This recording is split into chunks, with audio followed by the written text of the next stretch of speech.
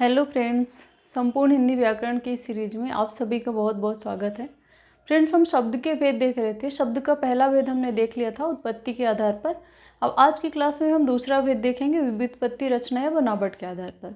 ठीक है, व्युत्पत्ति, रचना या बनावट के आधार पर अगर आपसे डायरेक्ट क्वेश्चन भी पूछा जाता है कि व्युत्पत्ति, रचना या बनावट के आधार पर शब्द के कितने भेद होते हैं, ठीक है, तो आप क्या बताएंगे? व्युत्पत्ति पूछे तो भी वही है, रचना पूछे तो भी वही है और बनावट पूछे तो भी वही है। ठीक है, आपको कंफ्यूज नहीं होना है। तो व्युत्पत्ति, रचना या बनावट के आधार पर अगर डायरेक्ट पूछा जाता है शब्द के कितने भेद होते हैं? 3 भेद होते हैं। कौन कौन से होते हैं? तो रूढ़ शब्द होता है पहला भेद इसका, यौगिक शब्द और योग रूढ़ शब्द, ये 3 होते हैं। रूढ़ शब्द, यौगिक शब्द और योग रूढ़ शब्द।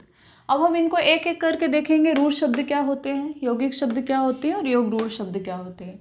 ठीक है, तो रूढ़ शब्द क्या होते हैं? देखिए, पहले हम इसको परिभाषा देख लेते हैं क्या होते हैं, फिर हम इसको अच्छे से समझाएंगे आपको। तो ऐसे शब्द जिनको सार्थक खंडों में नहीं विभक्त किया जा सकता। ठीक है, ऐसे शब्द जिनको सार्थक खंडों में नहीं विभक्त किया जा सकता रूढ़ शब्द कहलाते हैं।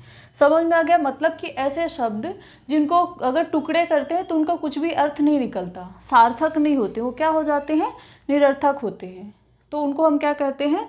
रूढ़ शब्द कहते हैं। इन शब्दों को देखिए, जैसे कुछ शब्द है, ये पुस्तक है। अब आप इसको तोड़ेंगे 2 टुकड़े में, अगर विभाजित करेंगे तो इसका कुछ भी अर्थ नहीं निकलेगा। नदी, गीता, दिन, कमल, घर आदि। तो ऐसे शब्द होते हैं ये जिनके टुकड़े करने पर उनके अर्थ सार्थक नहीं होते। वो क्या होते हैं? अर्थ नहीं होता, उनका कुछ भी अर्थ नहीं होता टुकड़ों का। ठीक है, ये रूढ़ शब्द कहलाते हैं। मूल शब्द भी यही होते हैं। अब दूसरा जो है यौगिक शब्द। ठीक है, अगला जो भेद है, दूसरा भेद यौगिक शब्द। यौगिक का अर्थ क्या है? यौगिक मतलब कि 2 जुड़कर बनते हैं। तो इसका देखिए क्या होते हैं, ये सार्थक शब्दों के मेल से बने शब्द यौगिक शब्द कहलाते हैं। ठीक है, जो सार्थक शब्दों के मेल से बनते हैं, मतलब कि इसको अगर हम टुकड़े में करेंगे तो इसके दोनों जो खंड होंगे उनके क्या होंगे? अर्थ निकलेंगे। ठीक है, तो एक तो ये सार्थक शब्दों के मेल से बने शब्द क्या होते हैं? यौगिक शब्द कहलाते हैं। अब ये शब्द रूढ़ शब्दों से मिलकर बनते हैं, मतलब कि 2 रूढ़ शब्द मिलेंगे तो भी यौगिक शब्द बनेंगे।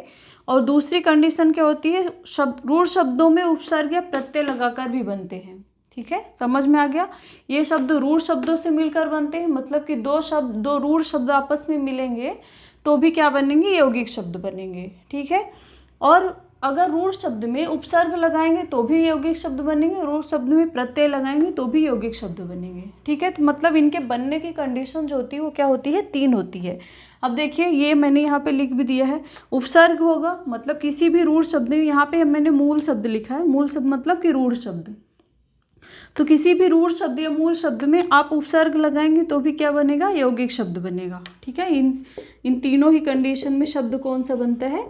यौगिक शब्द।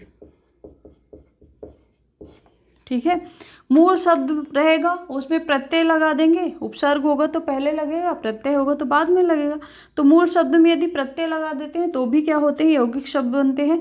मूल शब्द और मूल शब्द, अगर 2 मूल शब्द, मतलब यहाँ पे मैंने बताया 2 मूल रूढ़ शब्द अगर आपस में मिल जाए तो भी क्या होते हैं? यौगिक शब्द बनते हैं। ठीक है, तो अब देख लेते हैं यहाँ पे, जैसे विज्ञान है। ठीक है, विज्ञान में देखिए वी उपसर्ग लगा है, किसमें? ज्ञान में। ठीक है, तो उपसर्ग लगा शब्द है तो ये कौन सा होगा? यौगिक शब्द होगा। फिर सुपुत्र, देखिए इसको टुकड़े में किए तो एक सु क्या उपसर्ग है और पुत्र क्या है? रूढ़ शब्द है। तो रूढ़ शब्द में उपसर्ग लग गया तो भी ये क्या बन गया? यौगिक शब्द बन गया। फिर ये अगला शब्द है मित्रता। मित्रता, इसमें क्या है?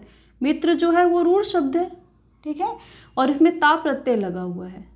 तो प्रत्यय वाले शब्द अगर रूढ़ शब्द में उपसर्ग लगाएंगे तो भी यौगिक शब्द बनते हैं, प्रत्यय लगाएंगे तो भी यौगिक शब्द बनते हैं। और 2 रूढ़ शब्द मिलते हैं तो भी यौगिक शब्द बनते हैं। देखिए यहाँ पे ये देखिए, पाठशाला, मतलब शब्द लिए हमने पाठशाला, तो इसको टुकड़े में हम विभाजित किए तो पाठ बना और शाला।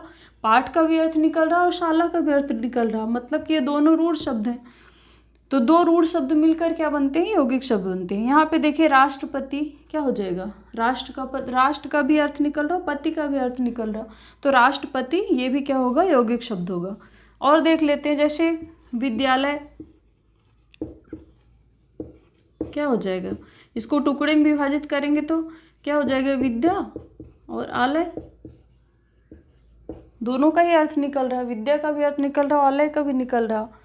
शब्द है और शब्द देख लेते हैं। भाषांतर, देखिए भाषा शब्द कैसे बना, ये भाषा और अंतर।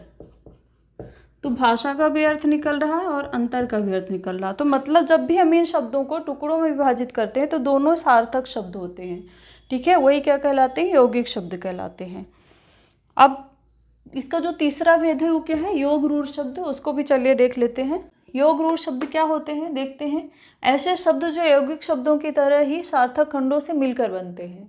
यौगिक शब्दों की तरह ये सार्थक खंडों से मिलकर बनते हैं, लेकिन इनका अर्थ खंडों के अनुसार न होकर किसी विशेष अर्थ को प्रकट करता है। ये क्या करते हैं, किसी विशेष अर्थ को प्रकट करते हैं। इनका ये भी, इनके जो टुकड़े करने पर ये भी दोनों क्या होते हैं, इनके टुकड़े क्या होते हैं, सार्थक होते हैं। इनको खंडों में विभक्त करेंगे तो इनके खंड क्या होंगे, सार्थक होंगे, लेकिन जो उसका अर्थ होगा, खंडों का जो अर्थ होगा वो खंडों के अनुसार ना होकर क्या होता है, कोई विशेष अर्थ प्रकट करेगा। ठीक है, तो देखिए, चलिए देख लेते हैं। देखिए, पंकज, पहला शब्द मैंने लिया है पंकज। अब ये किससे मिलके बना है, पंक में जा प्रत्यय लगाकर बना है ये।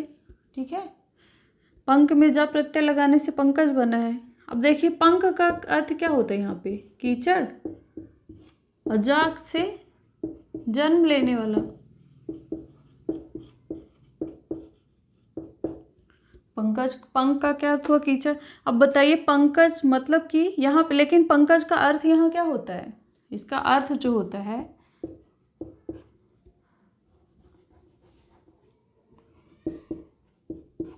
वो क्या होता है, कमल। ठीक है, तो हर कीचड़, कीचड़ में तो बाकी चीजें भी जन्म लेती हैं, लेकिन उनको क्या हम कमल, पंकज बोलते हैं, नहीं बोलते। पंकज हम किसको बोलते हैं, कमल को। तो ये जो पंकज शब्द है वो कमल के लिए क्या हो गया है, रूढ़ हो गया, इसीलिए शब्द क्या कहलाते हैं, योग रूढ़ शब्द कहलाते हैं।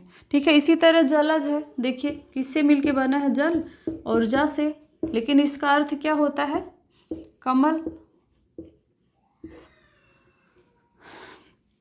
तो जल में तो बाकी भी जीव जंतु जन्म लेते हैं, लेकिन उनको हम जलज बोलते हैं क्या, नहीं बोलते। ये किसके लिए रूढ़ हो गया है, कमल के लिए। ठीक है, फिर है लंबोदर, किससे मिलके बना ये शब्द, लंबा और उदर। उदर का अर्थ पेट होता है। अब बताइए, हर लंबे पेट वाले को क्या हम लंबोदर बोलते हैं, नहीं बोलते ना। किसके लिए रूढ़ हो गया है लंबोदर, गणेश भगवान के लिए। ठीक है, तो ये ऐसे शब्द होते हैं जिनके टुकड़े तो सार्थक होते हैं, इनके जो खंड होते हैं वो सार्थक तो होते हैं, लेकिन इनका जो अर्थ होता है वो खंडों के अनुसार न होकर कोई विशेष अर्थ प्रकट करता है। ये रूढ़ शब्द होते हैं। ठीक है, इसी तरह देखिए, मुरली, मुरलीधर किससे मिलके बनना है, मुरली और धर। अब मुरलीधर मतलब धारण करने वाला, तो मुरली मतलब वंशी। तो मुरली को धारण करने, मुरली तो कोई भी बजाता है, लेकिन हर मुरली बजाने वालों को क्या हम मुरलीधर बोलते हैं, नहीं बोलते। ये किसके लिए रूढ़ शब्द हो गया है, श्री कृष्ण के लिए। ठीक है, तो समझ में आ गया, जो भी शब्दों का अर्थ उनके खंडों के अनुसार ना होकर कोई विशेष अर्थ प्रकट करे, वो सभी क्या होते हैं, योग रूढ़ शब्द होते हैं। अब एक शब्द आपसे क्वेश्चन में हमेशा पूछा जाता है कि जो बहुब्रीहि समास के उदाहरण होते हैं वो किसके, कौन से शब्द होते हैं। तो जो बहुब्रीहि समास के उदाहरण होते हैं, बहुब्रीहि समास के उदाहरण वो सभी क्या होते हैं, योग रूढ़ शब्द होते हैं। ठीक है, तो आपको ये याद रखना कि बहुब्रीहि समास के उदाहरण योग रूढ़ शब्द होते हैं, क्योंकि हमने उसमें भी देखा था, हमने समास में देखा था कि जो बहुब्रीहि समास के उदाहरण होते हैं वो क्या होते हैं, किसी विशेष अर्थ को प्रकट करते हैं ना। उनके दोनों ही पद प्रधान नहीं होते, कोई अन्य पद प्रधान होता है, तीसरा पद प्रधान होता है, उसके अनुसार उसका अर्थ निकलता है। ठीक है, तो बहुब्रीहि समास के सभी उदाहरण किसके उदाहरण होंगे, क्या कौन से शब्द होंगे, वो योग रूढ़ शब्द होंगे। ठीक है, तो बहुब्रीहि समास के उदाहरण कौन से शब्द होते हैं, सभी उदाहरण बहुब्रीहि समास के योग रूढ़ शब्द होते हैं। ठीक है, तो डायरेक्ट क्वेश्चन भी आपसे एग्जाम में पूछा जाता है कई बार कि जो बहुब्रीहि समास के उदाहरण होते हैं वो कौन से शब्द होते हैं। आपसे ऑप्शन में ये भी मिलेगा, रूढ़ शब्द होते हैं, यौगिक होते हैं, योग रूढ़ शब्द होते हैं, या इनमें से कोई नहीं होता, तो आप क्या लगाएंगे, बहुब्रीहि समास के उदाहरण योग रूढ़ शब्द होते हैं। ठीक है, तो आज की क्लास में हमने शब्द का दूसरा भेद कंप्लीट कर लिया, व्युत्पत्ति, रचना या बनावट के आधार पर शब्द के भेद। अब अगली क्लास में हम अगला भेद देखेंगे, तब तक आप अच्छे से पढ़िए। मिलते हैं नेक्स्ट क्लास में। Thank you.